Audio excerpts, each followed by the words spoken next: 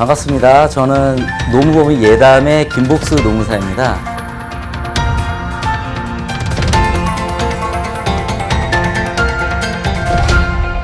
자, 이번 시간은 최저임금 산입 범위 확대를 한번 살펴보도록 할까요?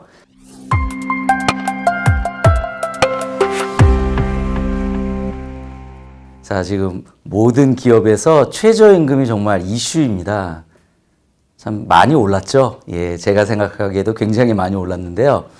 2019년에는 또 10.9%가 인상이 될 예정이죠. 그래서 8,350원이 되는데, 자, 그러한 최저임금의 그런 인상과 함께 최근의 이슈는 산입범위의 확대입니다.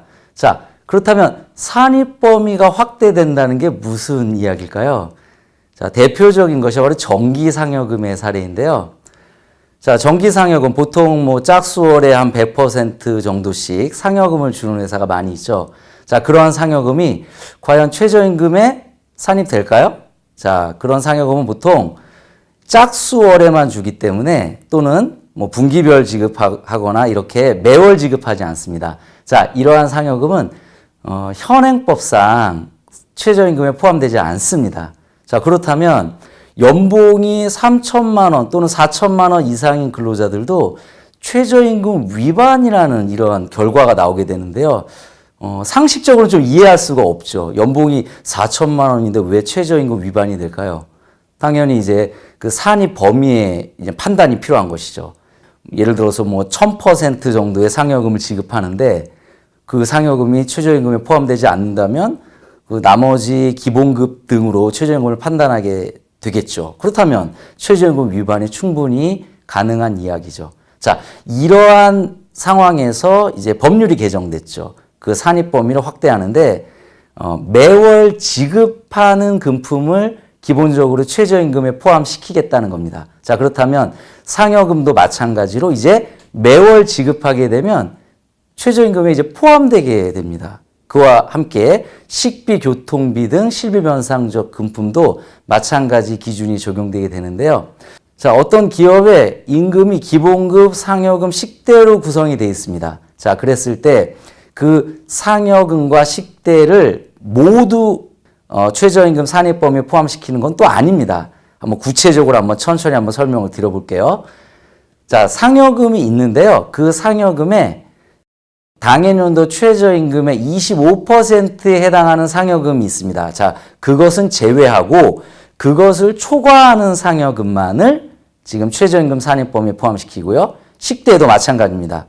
모든 식대를 최저임금에 포함시키는 것이 아니라 식대의 7%, 그러니까 당해년도 최저임금액의 7%를 초과하는 그런 식대, 이것을 최저임금에 포함시키겠다. 이제 이러한 내용입니다. 그래서 막대 그래프를 보시면, 자, 기존에는 기본급만 최저임금에 포함이 됐죠. 근데 이제 어떻게 됩니까? 기본급뿐만이 아니고, 자, 상여금이 제가 두 개로 나누어서 표현을 해봤는데요. 상여금 2가 이제 최저임금에 포함되고, 그리고 식대도 두 개로 나누어 표현되어 있죠. 식대 2가 이제 최저임금에 포함되게 됩니다. 자, 그렇다면 막대가 상당히 커지죠. 다시 말씀드려서 동일한 임금 수준의 근로자의 최저임금 산입 범위가 넓어졌다, 이렇게 이해할 수가 있겠죠. 자, 그런데 우리를 좀 더 어렵게 하는 내용이 있습니다. 어떤 걸까요? 자, 이 산입 범위 확대가 25%, 7%라는 굉장히 복잡한 산식이 있는데, 자, 이 숫자가 계속 줄어들어서 2024년에는 제로가 됩니다. 자, 한번 표를 보실까요? 자, 25%에서 제로까지 줄어들고요. 7%에서 또다시 제로까지 줄어들죠. 자, 그 얘기는 이제 2024년부터는 이제 모든 정기상여금과 모든 현금성 복리후생 금품이 매월 지급된다면 최저임금에 포함되게 된다. 이제 이렇게 이해하시면 되겠습니다. 자, 기업의 입장에서는 굉장히 좋은 것일 수 있겠지만, 저는 그냥 좋은 것으로 판단하기 좀 고민이 좀 깊어집니다. 왜냐하면 이것이 HR에 미치는 영향을 우리는 또 생각해 봐야 됩니다. 물론 여기서 또 한 가지 우리가 알고 넘어가야 될 내용은, 자, 이런 산입 범위의 확대는 과연 취업 규칙의 불이익 변경이냐 아니냐, 이 쟁점이 남죠. 상식적으로 생각할 때 현재 최저임금을 받고 있는 근로자 입장에서는 산입 범위가 확대됐으니 이제는 최저임금법에 의해서 최저임금이 오르더라도 임금이 동결될 수도 있습니다. 자, 그렇다면 그 근로자 입장에서는 이거는 매우 불이익한 변경 아닌가요? 자, 하지만 최저임금 이상을 받고 있는 과장, 차장님들은 상관이 없습니다. 자, 그런 분들 입장에서는 불이익한 변경은 또 아니다. 이렇게 볼 수가 있겠죠. 자, 이런 것을 저희는 일부 근로자에겐 불리하고 일부 근로자에겐 유리한 변경이라고 하는데, 원칙적으로 판례에서는 이러한 경우에 근로자 과반수의 동의, 그리고 과반수 노동조합의 경우에는 노동조합의 동의를 받도록 하고 있습니다. 하지만 이번에 법률을 신설해서 이렇게 매월 지급하는 금품으로 임금 체계를 변경하는 경우에는 과반수의 의견 청취만으로 가능하게 했습니다. 자, 동의와 의견 청취는 매우 다른 거죠. 동의는 동의를 받지 못하면 회사가 제도를 바꿀 수 없는 것이고요. 의견 청취는 반대 의견이 일부 있다 하더라도 그것은 의견일 뿐이고 제도 변화가 가능한 겁니다. 그렇기 때문에 상당히 중요한 그런 또 법률이 신설됐다고 볼 수 있습니다. 자, 저는 이러한 변화 속에서 고민이 깊어집니다. 왜냐하면 이러한 최저임금은 법률적으로만 판단하기는 좀 어렵다는 거죠. 최저임금이 시간급 7,530원에서 8,350원을 올랐다는 것은 법률의 변화지만 실제적으로는 HR적인 변화를 우리는 고민해 봐야 됩니다. 자, 그 고민을 제가 사례를 통해서 살펴드리도록 하겠습니다. 자, 첫 번째, 지금 한번 표를 보실까요? 연봉을 3천만 원 받고 있는 근로자가 있습니다. 기본급이 1,800이고요. 상여를 1,200을 받고 있습니다. 하지만 그 상여가 짝수월에 지급되고 있고요.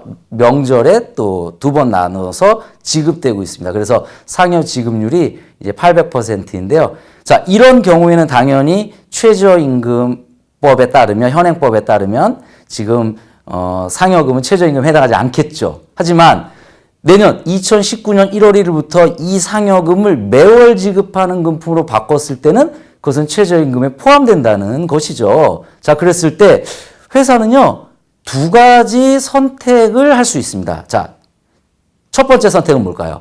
자, 지금처럼 상여금 제도를 유지한 상태에서 이 상여금을 매월 100만 원씩 나눠주는 거죠. 자, 그랬을 때 임금 수준은 동일하지만 최저임금 산입 범위가 넓어지게 되겠죠.